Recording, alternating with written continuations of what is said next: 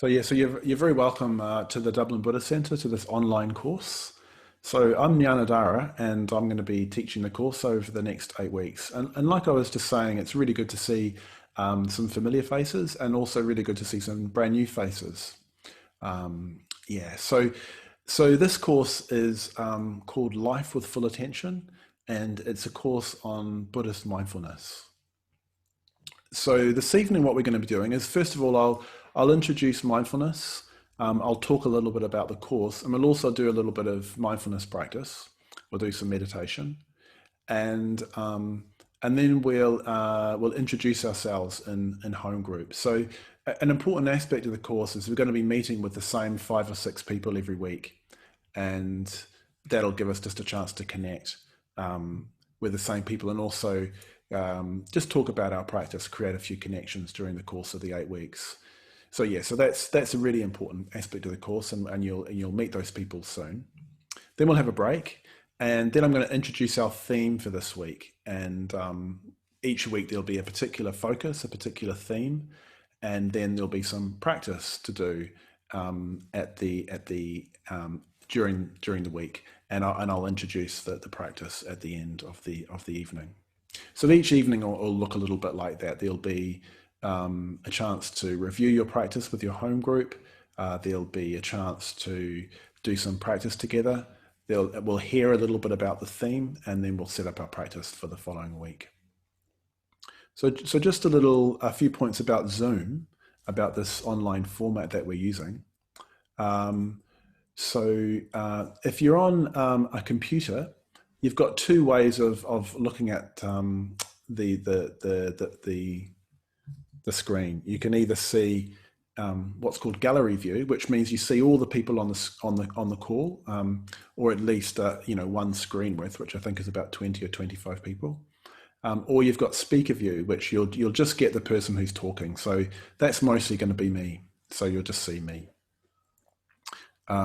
If you're on a phone, you can also get those different views, and you just swipe left or right on your phone and you'll get those different views. And one important point, that if your connection is bad, if your bandwidth is low, then just turn your video off.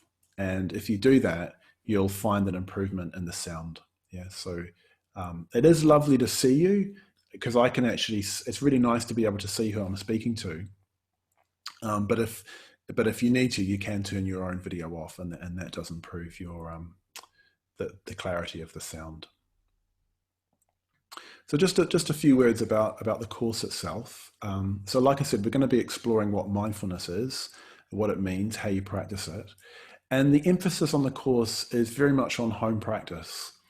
So in a way, the course happens outside of the course. It happens on all the other days and hours when you're at home, when you're going about your business, when you're working, and with your family, with your friends, with your people, when you're on your own, all those other times of your life.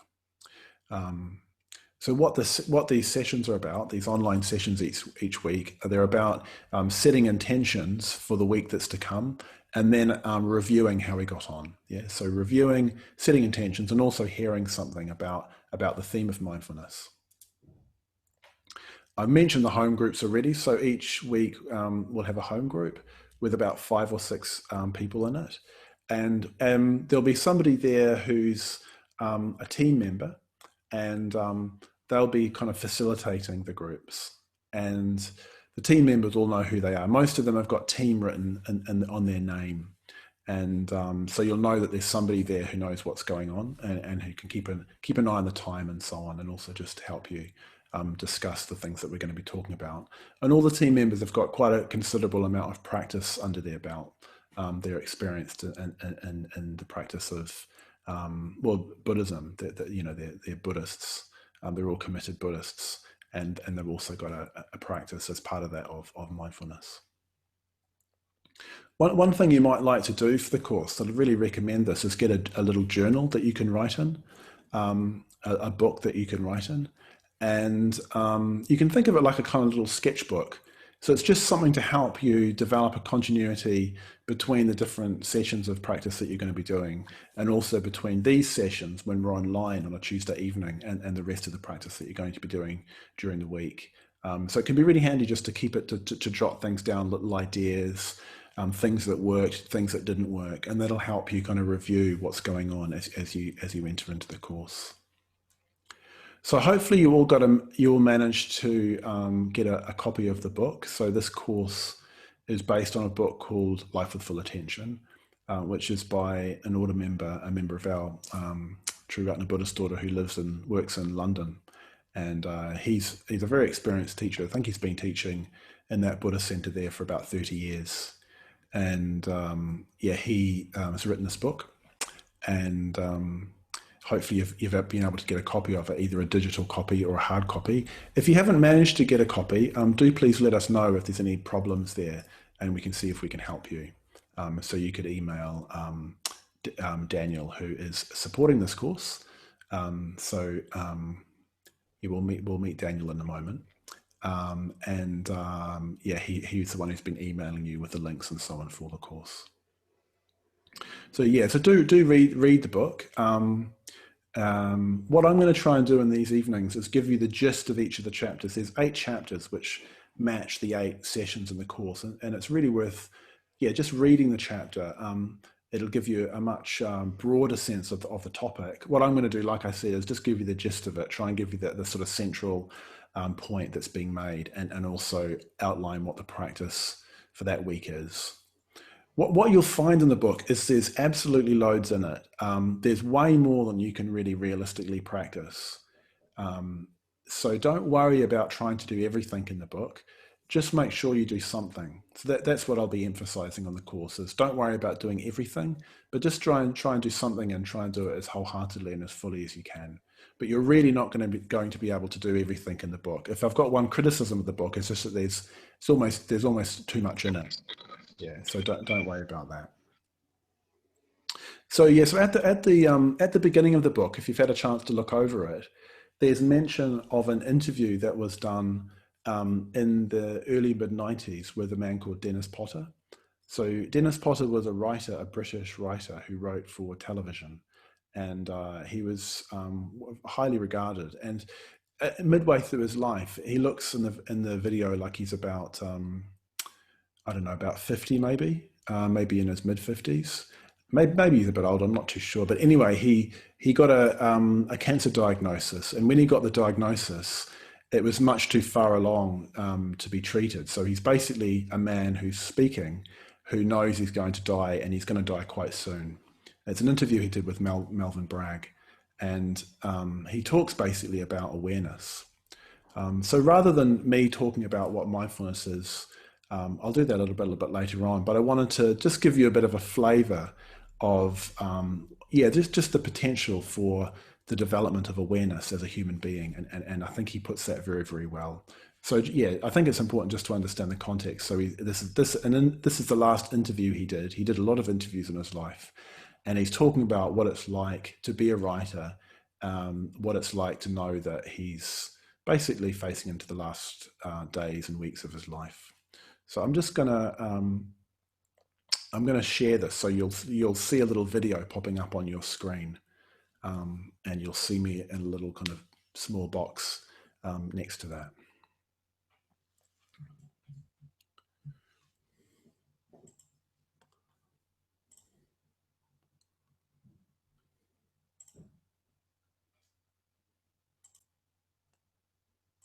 Okay, so let's see if this works. I grieve for my family and friends who know me closest, obviously, and they're going through it in a sense more than I am, But I discover also what you always know to be true, but you never know it until you know it. If you follow, sorry, my voice is echoing in my head for some reason.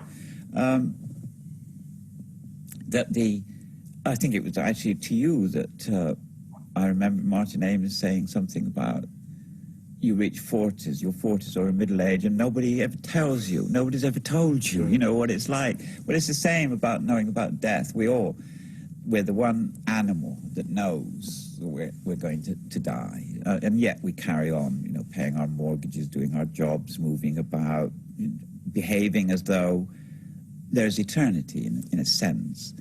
And we forget, or tend to forget, that life can only be defined in the present tense. It is, and it is now only, I mean, much as we would like to call back yesterday, and indeed yearn to, and ache to sometimes, we can't.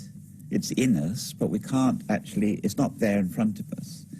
And however predictable tomorrow is, and unfortunately for most people, most of the time, it's too predictable. They're locked into whatever situation they're locked into.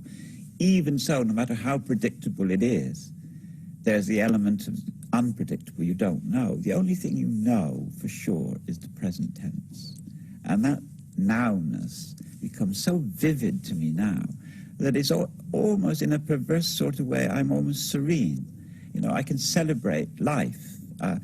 Below my window in Ross, when I'm working in Ross, for example, there now at this season, the blossom is out in full now there in the west early. There's a plum tree. It looks like apple blossom, but it's white. And looking at it, instead of saying, oh, that's a nice blossom, now, last week, looking at it through the window when I'm writing, it is the whitest, frothiest, blossomist blossom that there ever could be, and I can see it. And things are both more trivial than they ever were and more important than they ever were. And the difference between the trivial and the important doesn't seem to matter. But the nowness of everything is absolutely wondrous. And if people could see that, there's no way of telling you. You have to experience it, But the glory of it, if you like, the comfort of it, the reassurance, not that I'm interested in reassuring people, bugger that. The fact is that if you see the present tense, boy, do you see it. And boy, can you celebrate it,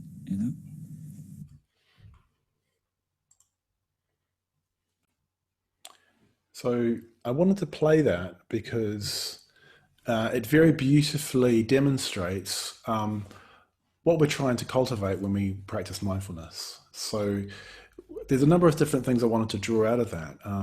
First of all, that the kind of awareness that he's talking about there involves a shift in perspective.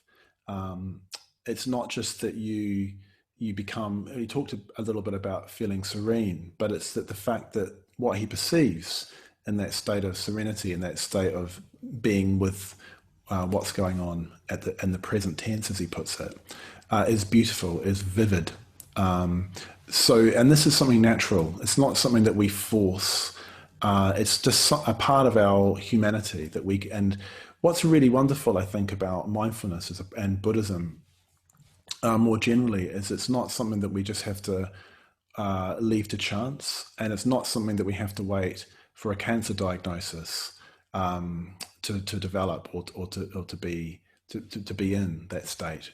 It's something that we can actually cultivate, and we cultivate that through mindfulness. So we can actually develop quite consciously and actively and deliberately that's very vivid, very beautiful state of awareness that he's describing in that interview.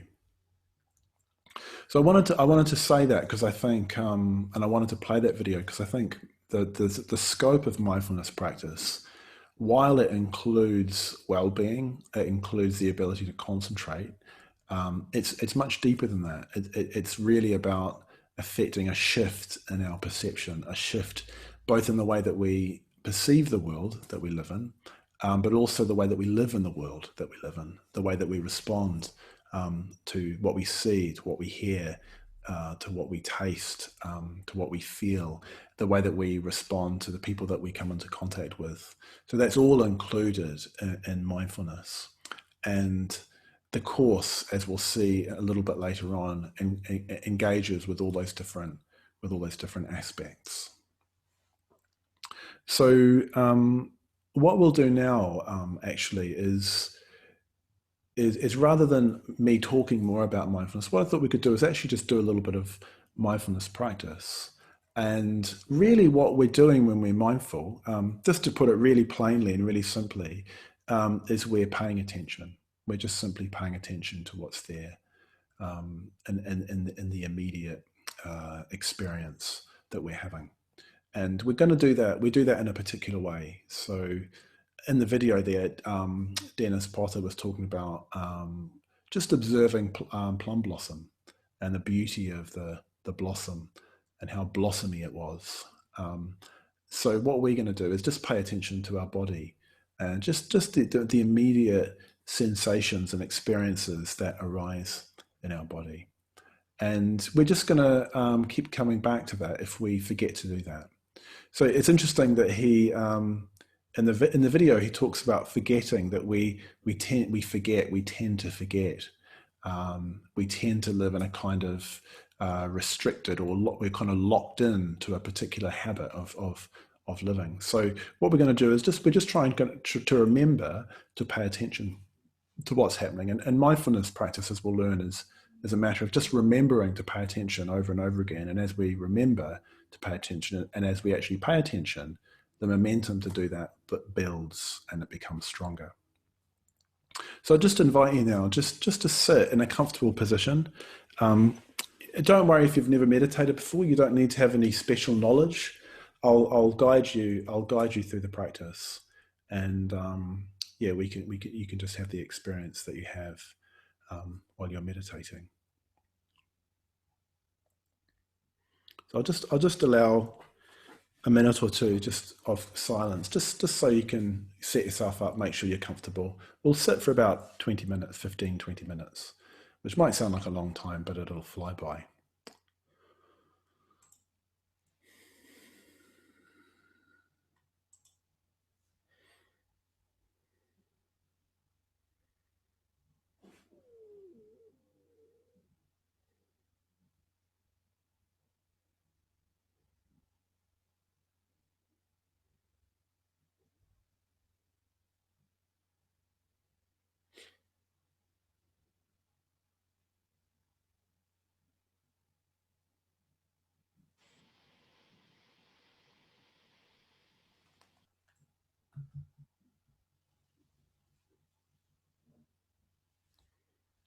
So if you just close your eyes,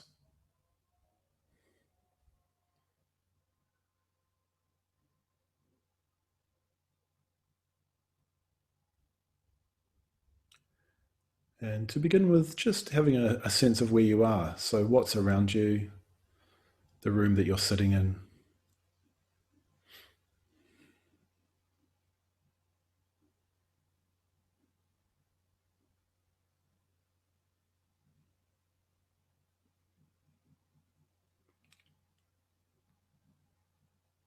So you're just getting a sense of the place where you are. And you don't have to be in a special state to meditate. You don't have to feel calm. You don't have to feel spiritual. You can just be as you are. And from that state that you're in, from that place where you are, you just begin to pay attention. Just begin to notice what's happening.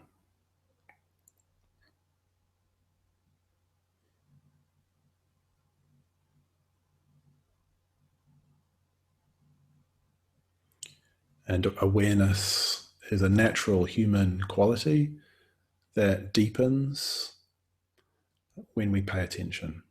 So just seeing if you can trust that process. Just trust the fact that all you need to do is just pay attention to what's arising, and through that, awareness will gather, will build, will grow.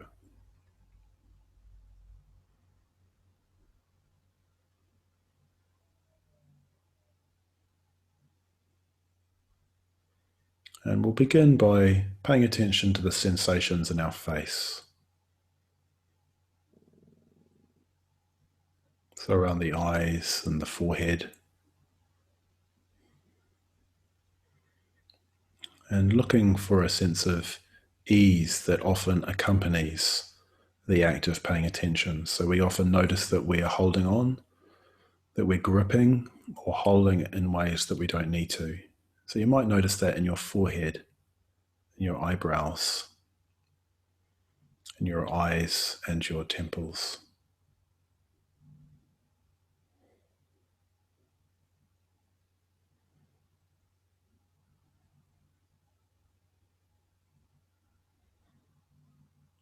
In your jaw.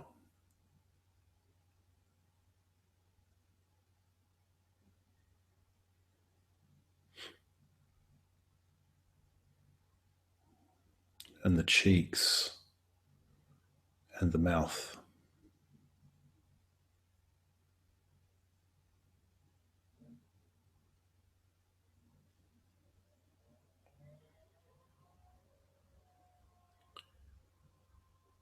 Also having a sense of your scalp, so the skin and muscle under your hair. So we're not interested in a picture of our head. We're interested in what it feels like from the inside. So it means that we need to be curious about our immediate sensations, our immediate experience of our body.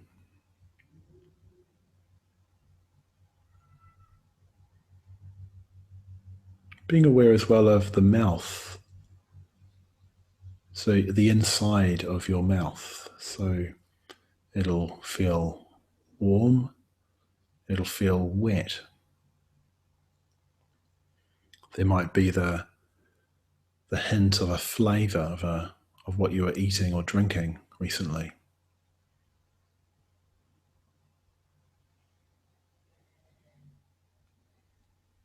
And so you can feel now just the whole of your head poised on your neck.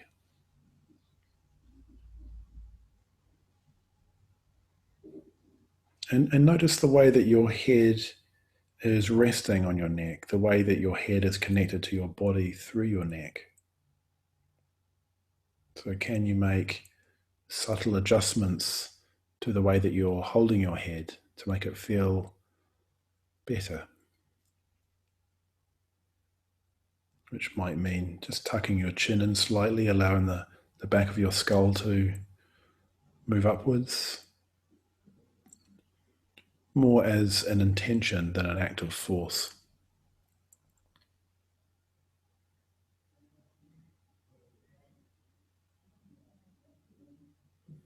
And just checking that your forehead is soft, your eyes are soft.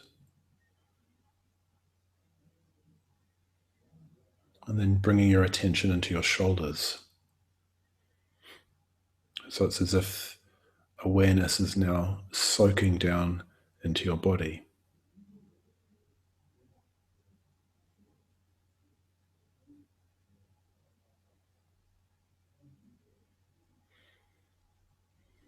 So feeling that skin, the muscle,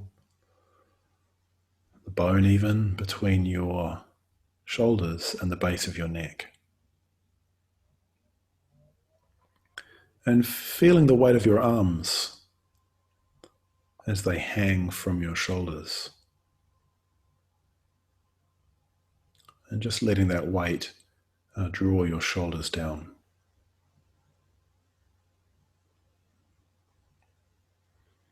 As that awareness begins to soak down into your arms.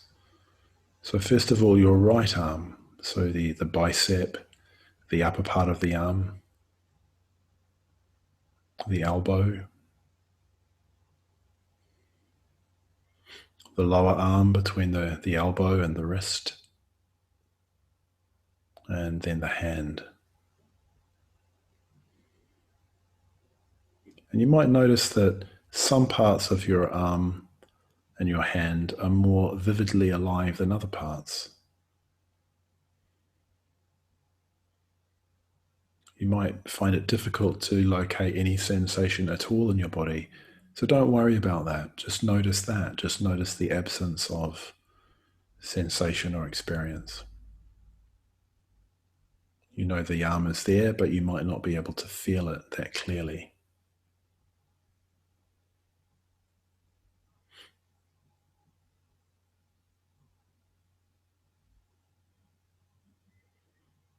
And then paying attention to your left arm.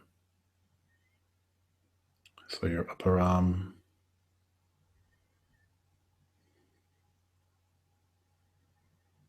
your elbow on your left arm,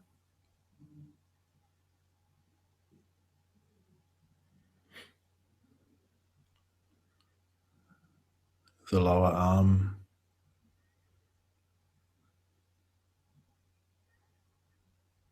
and the hand, the left hand. So seeing if you can get a sense of the texture of what it is that your hand is touching, what it is that your hand is resting on. So part of our experience of our body is the experience of touch.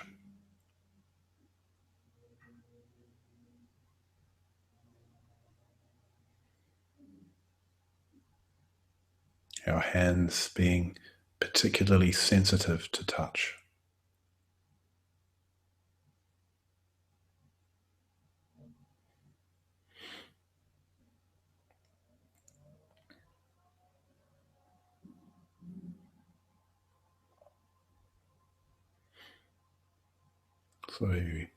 So having a sense now of both of your arms connected to your shoulders, and your shoulders, the uppermost part of your torso. So now getting a sense of the chest and seeing if you can actually feel the touch of your clothing against your skin,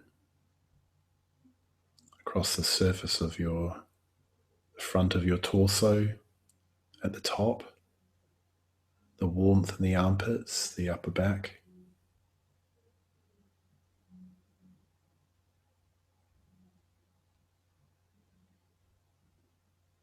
So the middle part of the torso, around the base of the rib cage, at the front, at the sides and the back.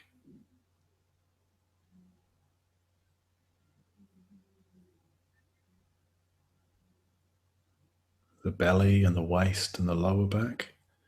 Again, skin touching clothing.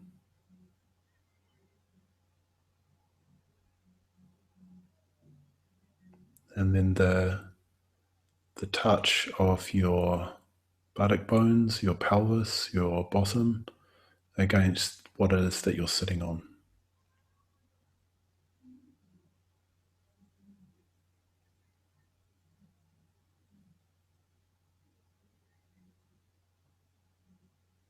To the whole of your torso,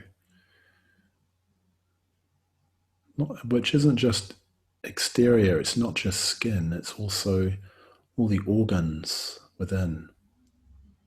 Your lungs filling and emptying as you breathe, your heart, your guts,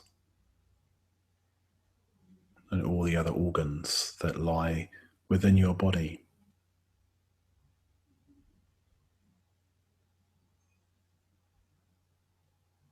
So what do you actually experience? We know that those things are there, but what's the actual experience of it?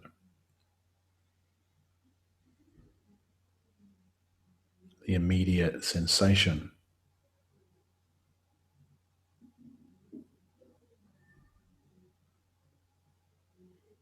So as well as being curious, trying to bring a sense of kindness to the quality of your attention.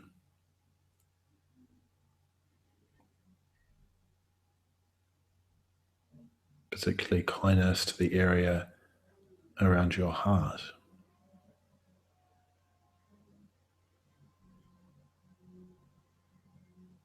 which is not just a physical part, it's also an emotional center.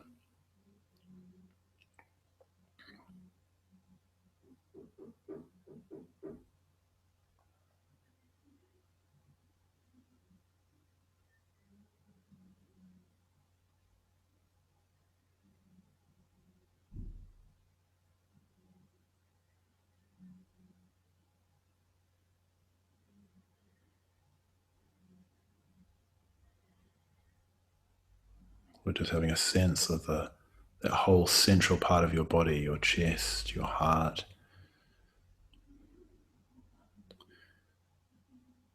your mind, your emotions.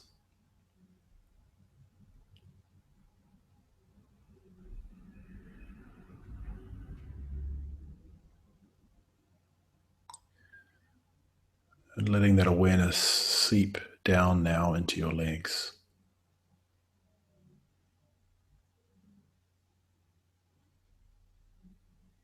into your upper legs, your right leg, first of all, the right thigh,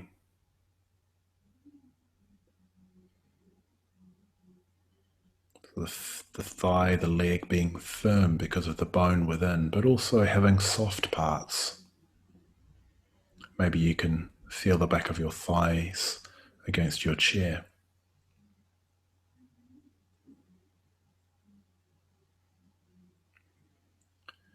Your knee,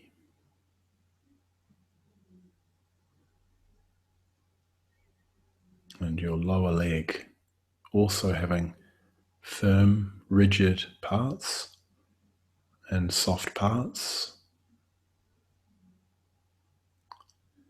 interior and the skin at the exterior in contact with your clothing.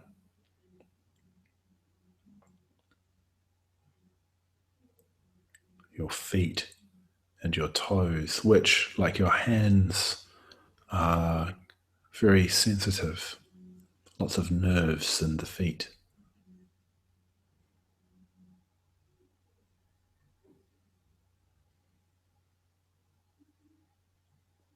And being aware of your left leg, so your thigh, your left knee,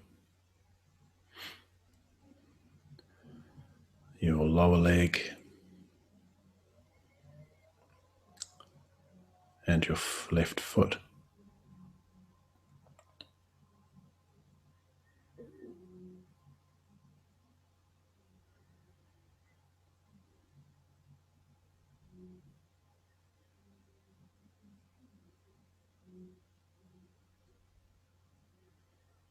So having a sense now, having an awareness of all the different parts of your body and all the different sensations that all kind of arise at once as a whole.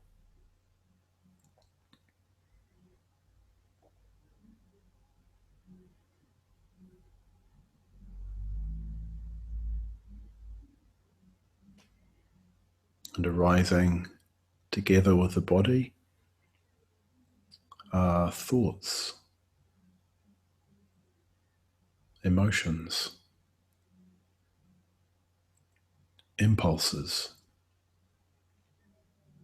Perhaps there's also images or memories.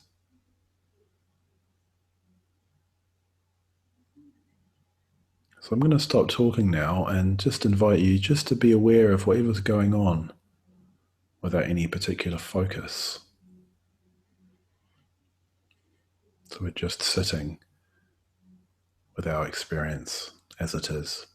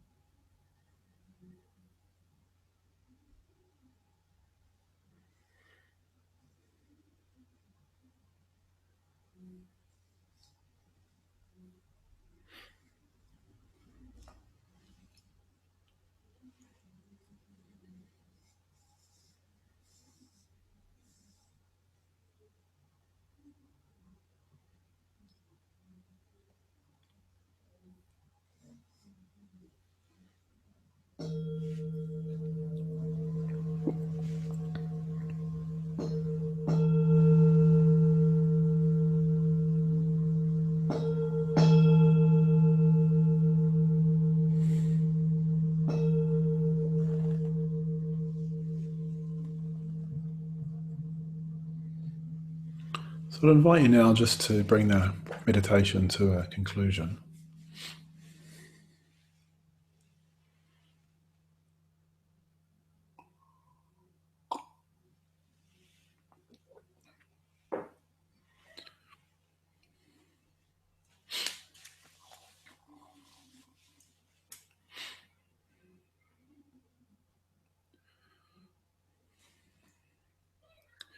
So what that was simply a practice of paying attention to the body. So you could say it's a practice of mindfulness of the body, and we'll do quite a bit of that in the course. That's in a way our anchor to pay attention to the body, and that enables us to then turn our attention to more subtle aspects of our experience of ourself and our experience of the world. And during the course of the 8 weeks, we're going to be moving through these different aspects. So having given you just a bit of a flavor, just a bit of a taste of mindfulness practice, what I want to do now is actually talk about the 8 weeks and what we're going to cover over the 8 weeks to give you a little bit of a sense of what we're going to be doing and how we're going to be doing it.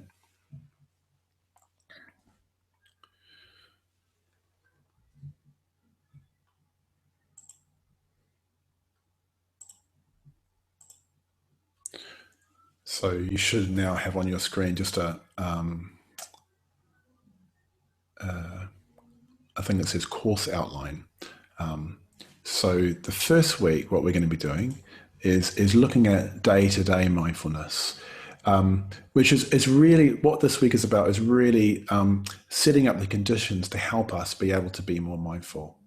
So it's giving attention to the sort of day-to-day way that we live, what we do and the way that we do it.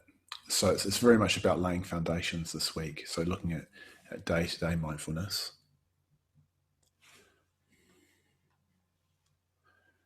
And then next week, we're going to be looking at the body. So we looked at the body a little bit this week. That's what we just did there. And we're going to be looking at, how we can be more mindful of our body and also the way we move our body. So we're going to be particularly paying attention to different tasks that we do during the day with our body and how we can bring our attention into the immediate physical experience of doing those tasks. So that's going to be the focus for next week. And then on the third week, we're going to be looking at feelings. Feelings in a particular sense of noticing the way that certain aspects of our experience are pleasant and certain aspects of our experience are unpleasant, and certain aspects of our experience are neither pleasant nor unpleasant.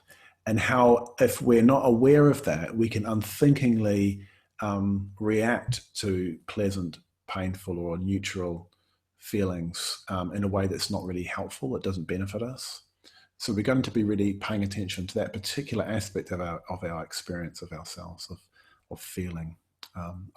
If that's not immediately clear what that means, we'll look into that in some detail. It's quite a central part of the course, and in a way it's a little bit of a new idea that comes from the Buddhist tradition. The fourth week, we're going to be looking at the mind.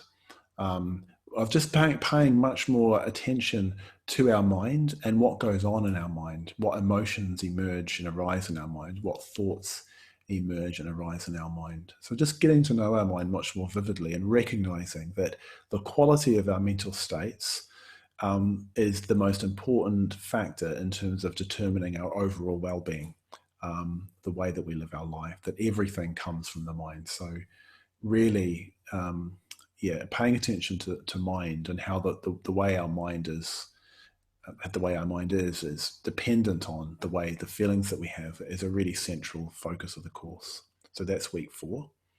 And then in week 5, we're going to look at Dharma perspective. So the Dharma is the teaching of the Buddha.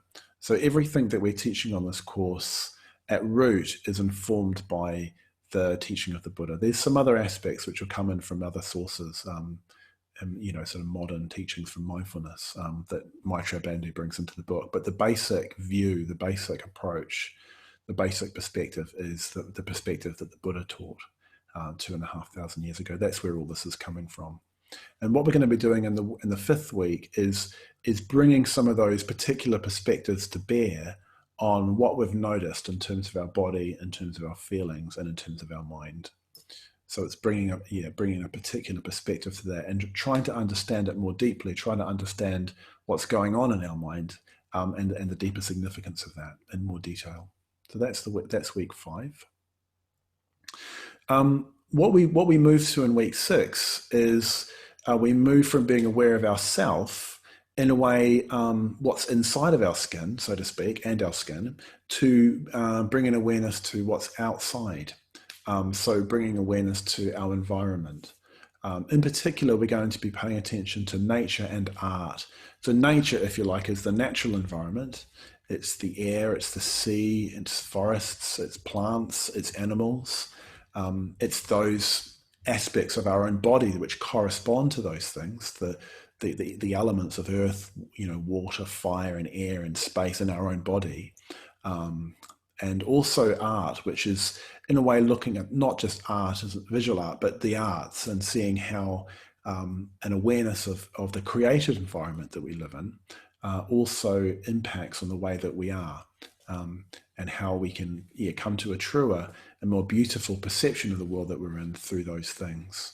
So it's interesting to note that I think part of the reason that Dennis Potter was, had that vivid experience of the apple blossom in those last days of his life was he'd spent his whole life as a writer, practicing observing and practicing weighing up the experience that he had in the light of his awareness and trying to express that in writing.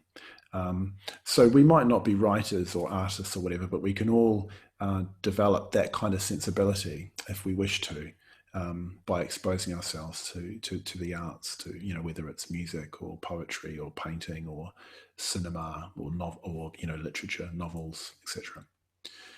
So that's what we're going to be looking at on the 6th week. The 7th week is about other people. It's about paying attention to other people. So this is where it starts getting really interesting. It's not just that we're aware of ourselves. We're not just aware of what goes on inside of us. We're aware of other people and aware that all that stuff that goes on within us also goes on within them. It's different, of course, because they're a different person, but a lot of the same things are going on, and they can communicate their perspective in a way that we can understand, and we can communicate our perspective in a way that they can understand. So we're going to be looking at that whole area of, other people and also communication between people, which is always a really interesting area to delve into. The 8th week is about mindfulness of reality. That's about just trying to see things as they really are. And again, I wanted to just point to the aspect of that Dennis Potter interview, that it's as if because he knows he's going to die, because the reality of impermanence, the reality of death is in his face, he's got a much keener awareness of the reality of things, of the beauty of things, of their fleetingness, but also, like I say, of their beauty. So we're going to be seeing if we can, without getting a cancer diagnosis, have some more of a sense of reality, more of a sense of a deep awareness of the sort of deeper significance, the deeper meaning within what arises in our lives. So that's a bit of an overview of the 8 weeks, what we're going to be doing. Hopefully that sounds like a kind of an exploration that you're keen to enter into. Let's see. But that is what we're going to be doing, and that's the way the book also is laid out. So each one of those 8 sessions corresponds to the 8 chapters of the book. Yeah.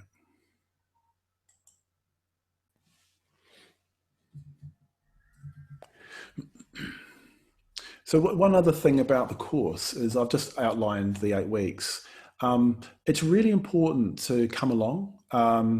So I know when you're on Zoom, it's really easy not to just to sort of say, I don't feel like it tonight, I'll catch up with it, on a YouTube video or something. But it's really important, I think, just to decide to commit to these sessions on a Tuesday night. It'll give you a focus for your practice during the course of the week. I used to teach music. I taught guitar, and there's just something about having that weekly lesson. Even I've also taken weekly lessons myself that really focused my practice or focus other people's practice. if you know that you're due to be somewhere and to talk about a particular thing that involves your practice, you're in a way your own discipline. You're more likely to actually do it. So I'd really strongly encourage you just to decide to be here for these Tuesday nights, and also really put the time aside. So I know when you're looking at doing courses on Zoom, it's really easy to kind of half do it and half do something else. But I'd really encourage you and invite you just to be as fully present as you can with the course and the content of the course and the other people on the course by clearing away that 2 hour space, making sure that that you're well fed and watered, as it were, when you start, that you've got the time, and there's not lots of other clutter around your desk or even on your computer, so you're just going to able to give your attention really fully to what we're addressing. We will make a video at the moment, as some of you might have noticed, that this is being videoed. The video will just be of me. It won't be, none of you will be on the video, so you don't need to, no one's going to be, broadcast on YouTube against their wishes. We're quite careful about that. So what it also means is if you miss a class, if you're not well or something comes up with the kids or whatever it is, you can catch up on YouTube in the days after that. You can also follow the lead meditations at home. So like that meditation we just did there, Daniel will make it so that you can just click on a button and it will take you straight to the meditation. So if you want to do that meditation again, you can do that at home just by following the YouTube link. And one thing I meant to mention a minute ago, if you're not going to be able to come, what we'd ask you to do is just to let your group leader know, so they know where you are. They'll either give you their email or you can email Daniel. So Daniel emailed you about with the details of the course earlier. So I've just got two more things to say, and then we'll go into our home groups. So first of all, there'll be a full introduction to meditation as we go through the course. So some of you might already have a meditation practice. If you've already got a practice, this might be an opportunity, it's up to yourself, but to sort of in a way reassemble your practice from first principles, from scratch, sort of in a way rebuild it from the beginning, rebuild it from the ground up. If you've never meditated before, I'll be going through it each week. We'll be kind of building up the practice incrementally. The practice, first of all, we'll be learning particularly the mindfulness of the body and mindfulness of breathing practices. And then we'll also be looking at mindfulness of others and even mindfulness of reality. So we'll be building up a meditation practice as we go through the course.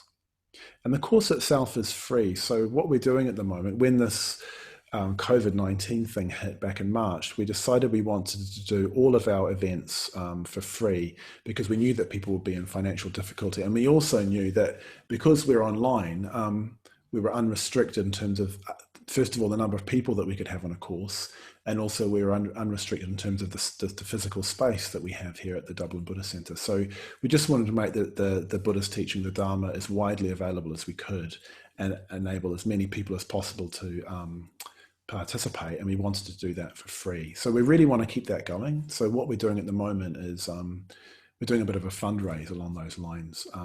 But what we'd invite you to do is to give some money to support us in making these things available to people. So yes, I just wanted to mention that we are a charity, we just want to make these teachings available as widely as possible. And weirdly, in a way, this lockdown has enabled us to do that more than we usually are, because we're not like limited to the location we're in. We're not limited to space. So I will be asking for donations as we go through.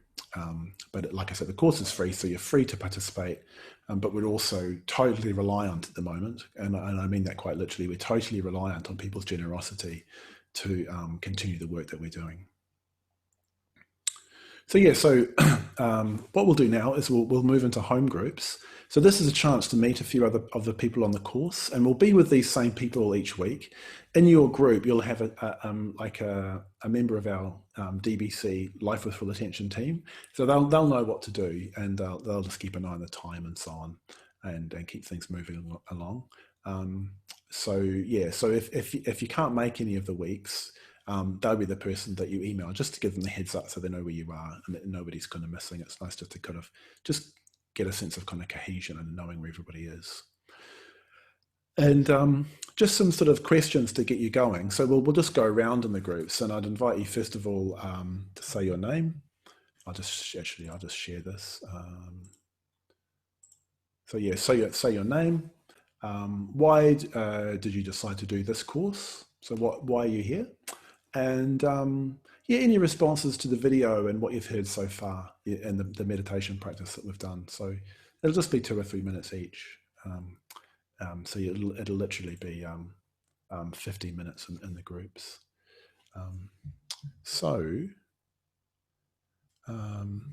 Maybe Daniel, maybe you could spotlight yourself just so we get to see you, because Daniel's doing all the tech stuff. There he is, that's Daniel. So hello, Daniel. So Daniel's basically in the background, what he's been doing is he's been making the breakout rooms, and he's going to be sort of looking after the technical side of things. So I'm very grateful to Daniel because he takes an awful lot of pressure off me.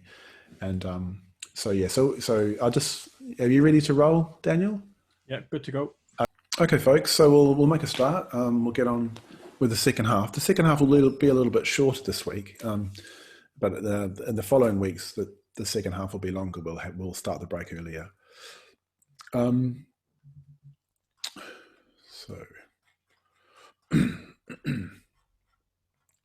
I just wanted to just say 1 or 2 things about mindfulness before we continue. So I just basically wanted to highlight what it was that we just did there before the break. So basically, mindfulness, the practice, basically means paying attention in a particular way. That's the simplest way I've heard mindfulness described. It's basically something that you do. It's a practice, and it means paying attention in a particular way. So what we did before the break is we paid attention to our body, and we did that quite consciously and deliberately. So that's what makes mindfulness practice is you do it deliberately. You don't just leave it to chance. You don't just let whatever it kind of comes into your awareness be the focus of your attention. You actually decide to pay attention to one particular strand of your total experience. And we'll be paying attention in a particular way to those different aspects as a focus each week that I mentioned before the break. 2 really important qualities in mindfulness is curiosity. So we pay attention in a particular way with curiosity. It's a really key thing. If we're curious, it'll mean that we're interested, and if we're interested, it'll draw our attention deeper into what we're paying attention to, and it'll stabilize our concentration. So it's a really key quality, curiosity. And kindness is also really important. So no doubt you're here because you want to do something for yourself. You want to help yourself to be happier, to be more collected, to get a deeper perspective on life, or whatever it is whatever reason you're here. So your being here is already an act of kindness. So I'd really encourage you to do the practice itself in that kind of way. So mindfulness is paying attention in a particular way with curiosity and with kindness. So when we practice mindfulness, or when we do Buddhist practices in general, it often means doing new things. It'll mean, for instance, in this course of doing meditation, it means attending sessions like this. It means maybe reading books about mindfulness and meditation and Buddhism and so on. So it means doing new things, but it also means doing the things that you already do differently. So I really want to emphasize that this course is not going to be about squeezing lots of new things into your life. It will be that like I'll be encouraging you, particularly from next week, to meditate every day. But it'll be about doing the things that you already do with more awareness. And one of the benefits of that awareness is that you develop a sense of mastery. So this is the kind of language that Maitreya Bandhu uses in the book. So at the moment, I know I certainly have this experience almost on a daily basis, that a sort of a feeling of uncertainty. I'm not quite sure what's around the corner, It's very difficult to make long-term plans, particularly if they involve travel. But even if they involve just getting together with a few friends. So, I've got like, for example, I've got friends coming around for dinner on Thursday, and I'm not sure if that's going to happen, if that's going to be appropriate with the lockdown. It seems like we might have a bit more of a lockdown in Dublin, for example. So it's very difficult to make plans. And I know a lot of probably people, a lot of you will have the same experience of a lot of uncertainty and a lot of things being outside of your control.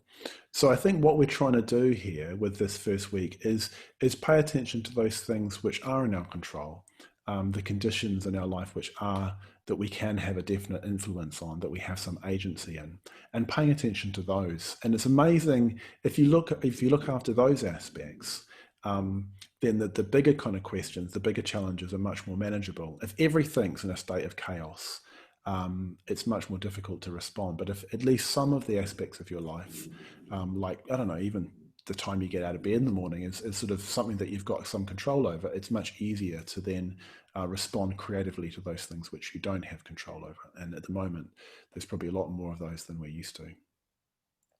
So this is partly what is meant by this sense of mastery. It's just having a sense that I won't say that we're in control of our lives, but that we have agency, that we can do things in with our life, that we feel like the kind of master of our life, as it were.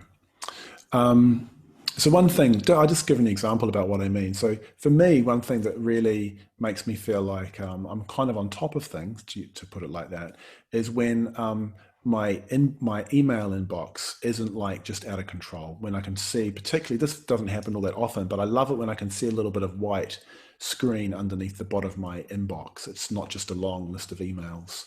That gives me a sense of kind of mastery. It gives me a sense of being on top of things.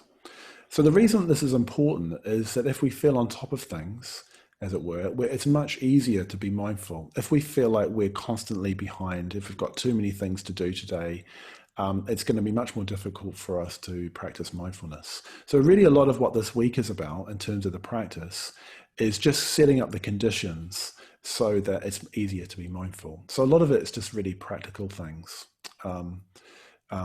We'll get into some of the more meaty mindfulness practices that we're going to do next week. One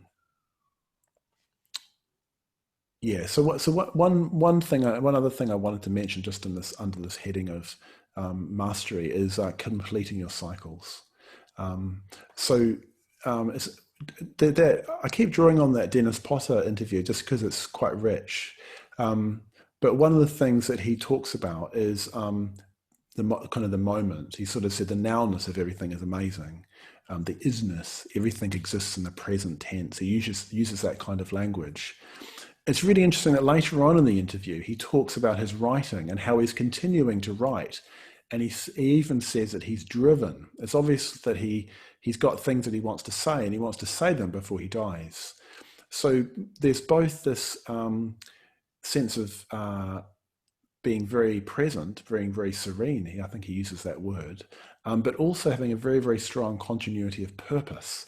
He's got a definite thing that he wants to achieve. So I think it's really important that when we're talking about mindfulness, we don't set those things up in opposition to each other. It's possible to be really alive to what's happening and also having a quite clear sense of what your goals are and what you want to achieve. And what we're doing this week is we're, in a way, we're making it our purpose to develop a kind of spaciousness and a kind of creativity that enables us to have a bit more space. So it's not only what you do, it's the attitude that you take to what you do that's important. So he also talks in that little video about how the everyday is more trivial than it ever was, and more important than it ever was. So in a sense, what we're doing is we're paying attention to those sort of trivial aspects, and that enables us to have a sense of and an awareness of the much more important things that we want to achieve, we want to bring into our lives, values, ideals that we have, that we can have much more of a sense of a relationship with, if the trivial things, the details, are all in place. We often don't realize how just the kind of day-to-day little mindlessnesses add up to a sense of feeling really stressed. You know that thing when you do something like you leave the house and you just forget something that's important? You then have to go back and collect it. And that means that the person that you're traveling with might get irritated with you because they have to turn the car around and you have to go back. And then, you have to get the thing that you forgot. So when you do that, everything just becomes a bit more flappy, a little bit more anxious. And it's harder then to be mindful because your mind is kind of agitated. So we probably all know what that's like in our own lives. I mean, one of the things I've got a habit of doing is just leaving it to the absolute last minute. I try and kind of cram everything in. So I don't really have time to get ready to leave. So I'm often leaving in a bit of a rush, which means that I can be just a bit stressed when I get to where I need to go because I know that I'm actually slightly behind where I need to be. I'm sure you've got your own examples. So we often forget to add up all the stress and pain of those little acts of unmindfulness. It's like we don't notice the cumulative effect. So yeah, so mindfulness, like I was saying, is not just about being in the present moment. It's also about setting things up for the future, and that's what we're going to do now. Is just set things up for the future a little bit. So we're trying to try and this week just make our lives run a bit more smoothly, so that it's easier for us to then engage and be a bit more mindful. So it's actually really quite down to earth. It's brass tacks this week, and then we'll get into paying attention to the body a little bit more fully next week. And just one thing generally about the home practice, like it doesn't have to be perfect. I think this is really important, particularly if you're a kind of one of those people that when they were at school felt that they hadn't succeeded unless they've got an A, you know, or an A plus even an A or an A minus was a failure. So if if you know you're one of those people, just try and go for a pass. Yeah, the thing about it, if you're an A plus kind of person and you don't do everything perfectly, it can be very discouraging and you might just, lose the habit of the practice altogether. So all we're looking for here is a pass. We just need a pass. That's all we're looking for. Yeah. So the home practice for this week is two things that you can do that will create an atmosphere of mindfulness. Yeah. So how can you create a kind of a more spacious, more aware, more kind of a responsive kind of atmosphere in your life? So you could ask yourself, well, what makes me feel calm, collected? What makes me feel aware and alive to what's going on? And what makes me feel flappy? What makes me feel stressed and anxious and agitated and rushed and unmindful? And just try and see what the conditions are.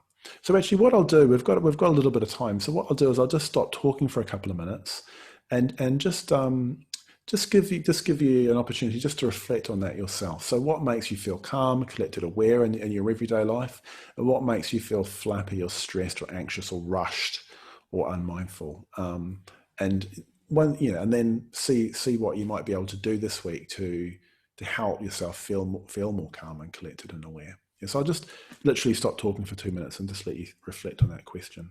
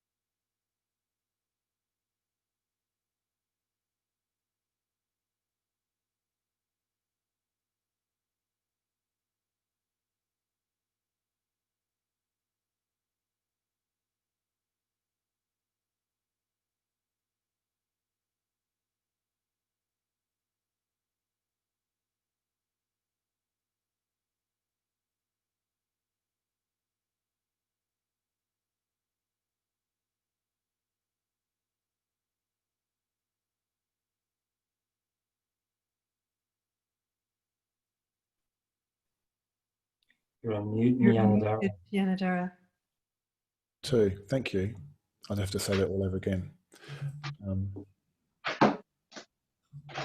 so yeah, hopefully you've had a chance just to reflect on what you can do in your life to help improve things. If nothing springs to mind, I'll just throw a few ideas your way, and some of these might be of use to you. So first of all, you might like to just decide where you put your car keys, so you're not scrambling around, looking for your car keys all the time whenever you want to leave the house.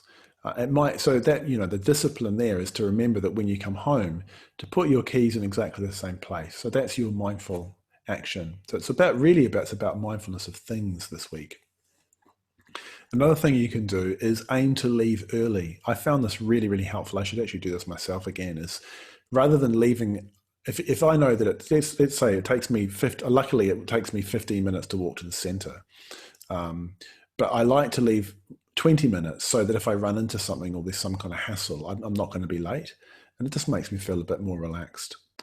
So that's something you might like to try, or maybe just clear out your in tray and say, well, if there's anything I haven't looked at within the last 6 months, I'm going to file it away. Or, cross out all the lists, all the items on your to-do list, you're not going to get around to doing.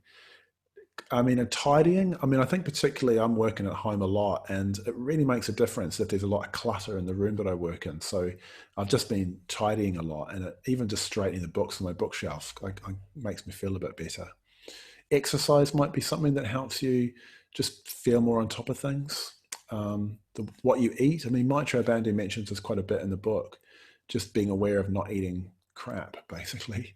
One question that I sometimes ask myself when I look at my to-do list is what I intend to do today humanly possible? And if the answer is no, then I try and either postpone a few things or cross a few things off. So just that I know that I can actually do the things that I'm trying to do. If you've got a daily meditation practice, try and meditate at the same time every single day. And maybe some of those plans you'll need to communicate more clearly with the people that you live with, what your plans are, so that you kind of harmonize more with the people that you live with. So hopefully you've got a couple of ideas. I'll just give you another minute just to kind of write down any ideas or think of any ideas for your home practice this week. So as you've probably gathered, a lot of the home practice will be very much self-directed. You'll need to choose the things that you're going to do. And when you do that, it's really good just to imagine yourself actually doing them. And they need to be things that you feel are realistic and that you can actually do in your life, not in some kind of imaginary perfect life. So I'll just give you a minute to think about that.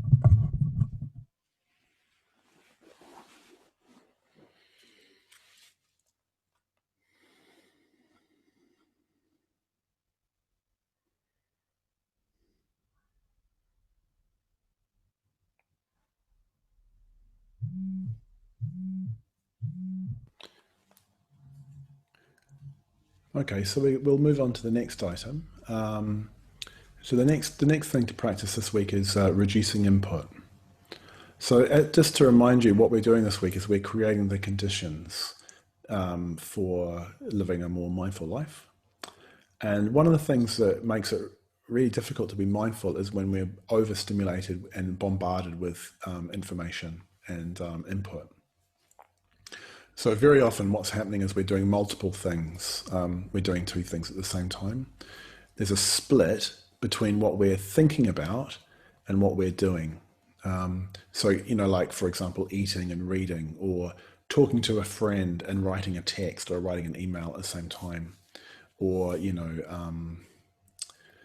well, yeah, just being involved in like watching the television and also being involved in looking at our phone or something. So that has quite a strong effect. I've been experimenting a little bit recently with just not having the radio on quite so much, and it's actually made me just feel a bit more relaxed. Partly because if you put on the radio and you listen to the news, a lot of the news is quite disturbing. So it kind of gets into you. It sort of seeps into you, particularly if people are talking about their experience, which often they are. It kind of affects you. So I'm not saying never listen to the radio, but just being a little bit more conscious about the amount of input that we're allowing into our mind. Not being precious, but just really really asking ourselves, is it beneficial to be listening to this or reading this? I mean, the thing I used to notice particularly is, for going on the Dart, it's not the same now because they don't have them anymore. But there used to be those free newspapers that they'd hand out, the Metros on the Dart, and I often just pick them up and I'd be reading it, and it wouldn't really be doing me any good. So a really good way of just becoming a little bit more calmer, a little bit more able to pay attention is, like I say, just by reducing the amount of input that's streaming into our senses. So it might mean, like if you go for a run, just going for a run without your headphones in, and just seeing what that's like, paying attention to what's going on around you.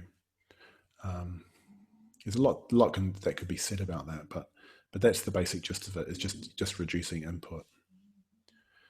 So you could say that what mindfulness is about is doing one thing at a time. I once heard it said by one Buddhist teacher that the whole art of life is doing one thing at a time.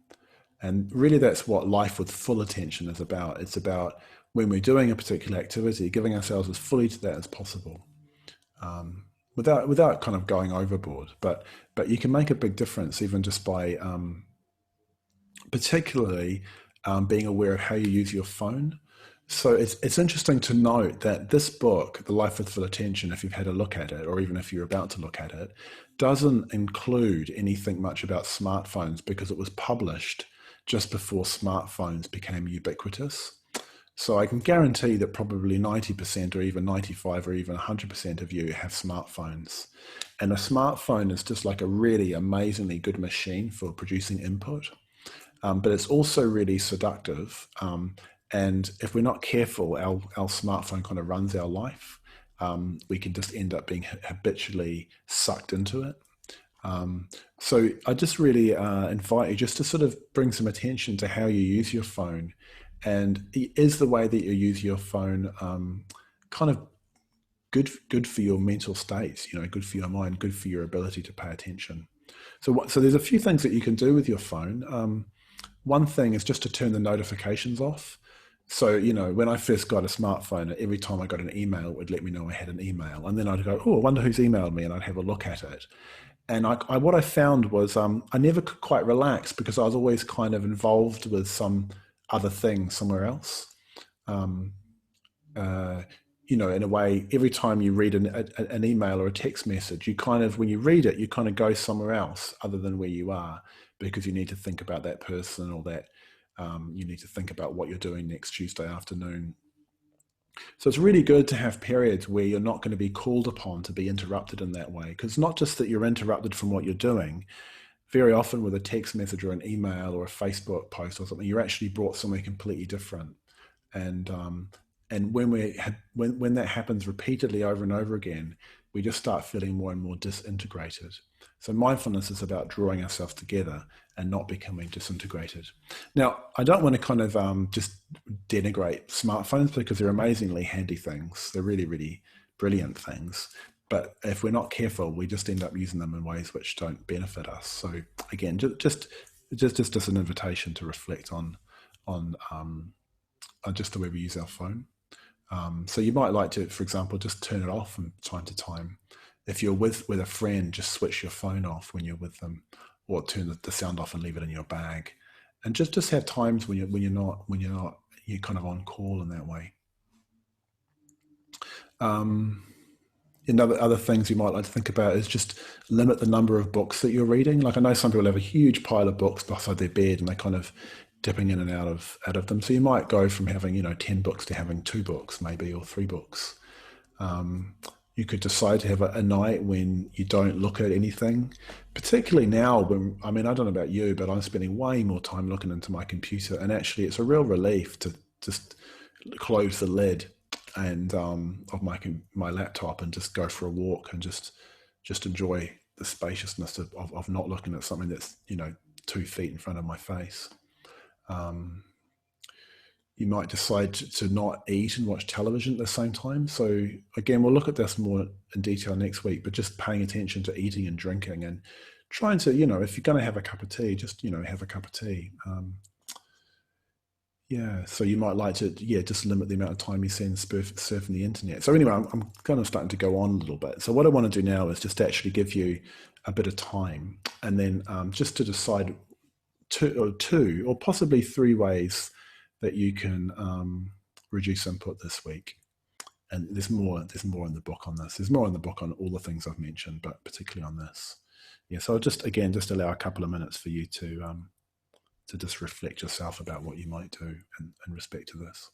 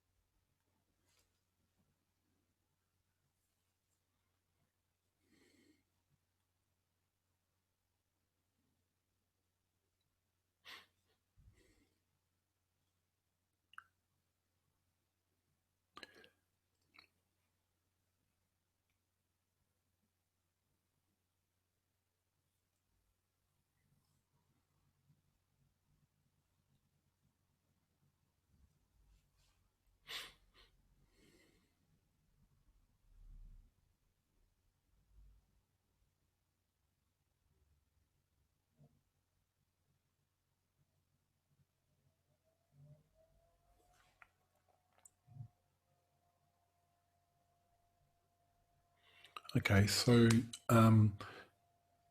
what you might like to do now is just reflect on, just to look at what you've decided to do this week and just ask yourself the question, like, is this really going to happen? Yeah, and what would it take for it to happen? So how are you going to remember to do it? Often the hard thing about mindfulness is not doing it, but remembering to do it. So how will you remember to do these things? And one way of remembering, let's say, for example, if it's for example, like one of the things I try and do is when I leave the house, when I go out the front door, it's quite a sort of a change of environment going from the inside of the house to the outside of the house. And it's a good sort of moment just to check, have I got my phone? Have I got my money? And have I got my keys? Those are sort of 3 quite useful things to have with me when I leave the house. So I always kind of just do a little mental check. Have I got my keys, my phone, and my wallet? And I do that when I leave the front door. So what I'm doing is I'm tying that thing that I'm trying to be mindful of to something that I'm already doing, which is going outside. So if there's something that you already know that you're going to do, can you tie in the thing that you're taking on to do to something that you already know that you're doing, and then you're much more likely to do it. Hopefully you understand what I mean.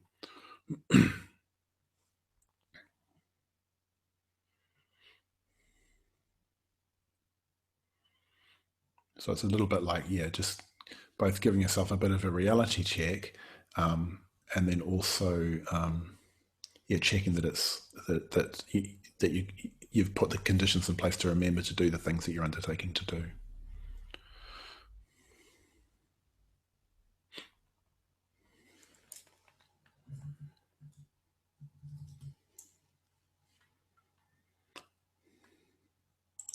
So I'm just going to post. I'm just going to share online rather, those those things. So there's 2 resolutions to bring a sense of mastery, and there's 2 ways to reduce input, or it might be 3 ways.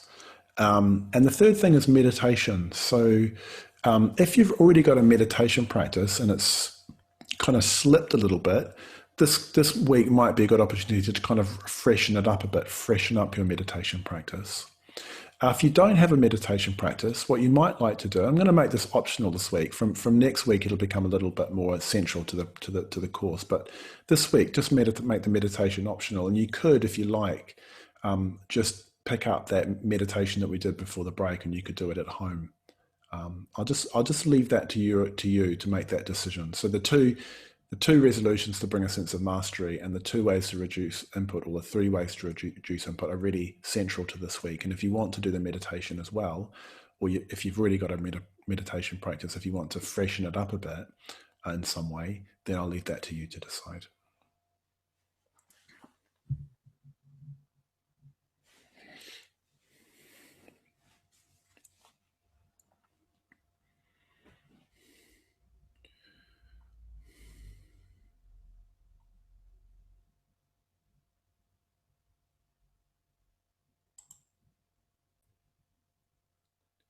So just before we finish, you've got your home practice for this week. Just before we finish, I've just got a few things to say. But before I do that, I just wanted to answer a couple of questions that came in at the break. So we've got a question from Mari, which she's saying a couple of people ordered the ebook, but it hasn't arrived yet. Any advice? I would say get in touch with Windhorse. I'd say send a little message, an email, and ask them what the story is. I'm not sure how the ebook system works there, but that's the best advice I can give. If you still have problems, then get in touch with the centre. Maybe you could get in contact with Daniel. Also, if you'd like a hard copy of the book, we do have some available at the centre in Dublin. And Daniel's in the centre most days, so you could arrange with him to drop in and pick up a copy of the book. We have them for sale here. That's another option. And then Jimmy says, "Hi Nyanadara, we have a Metta Bhavana practice. So if we have a Metta Bhavana practice every second day rotating with mindfulness, will that suffice? Or would you recommend doubling up on the days we do metta?" So if that'd be brilliant if you did 2 meditation practices every day. You'd notice a difference. So it's up to you what you want to do. Yeah, I don't stop doing the Metta Bhavana. If you're already in the habit of doing that, I'd say keep doing that. It's such a good practice. We'll look at that later on in this course, actually, the Metta Bhavana. If you don't know what the Metta Bhavana is, don't worry, we'll come to that in due course. And there's another question. On home practice, what are the examples of the resolutions to bring sense of mastery? Sorry, I forgot this one. Oh yeah, so that's what I was talking about the things that will help you be more mindful during the course of your day, just to have more of a sense of being on top of things in your life. So it might be, like I say, trying to be 5 minutes early, or one of those items I mentioned earlier. If it's still not clear, there's more about it in the book. Yeah. So yeah, I'll just say a couple of things and then we'll finish. And if you do have more questions, actually, I will be here for a few minutes after the course finishes. I'll be hanging around on the Zoom room. So yeah, I'll do that every week. So if you do have other questions, you can ask me then. So this week, do read the chapter. I really encourage you to read the chapter because it'll have much more of a fleshed out version of what I've been talking about. The link and the password will be exactly the same for the course next week. We will send it to you again, but it is the same. And sometimes I mentioned earlier about the way that we're running this course on a donation basis. Just to let you know, sometimes people find that really difficult because they've got no kind of ballpark sense of when of what that might look like. So in a previous course, someone asked us what we usually charge for these courses. So I say this just to give you some indication. So what we had was a full wage rate of €175, a low wage rate of 150, an unwaged rate of 95, and then excuse me, we had an under 25s rate of €80. I say that just to give you a sense of an indication, but you're really free to give as much or as little as you like. You could give a lot more than that, or you could just give a fiver or nothing at all. So we really want to make sure that people aren't prevented from attending our courses through lack of funds. And I'll just, sorry, I've just got something stuck in my throat. I'll just put the link to the donation page in the chat box, unless Daniel's beat me to it, which he has.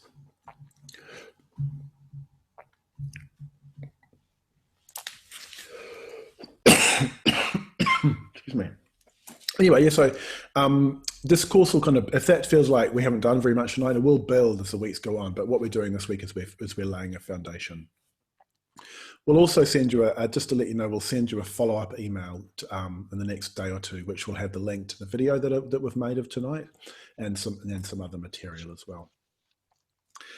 So yeah, so that's it for this evening. So yeah, I'll see you next week. Look forward to seeing you next week. It's been really good to have you, and yeah, good luck with your practice.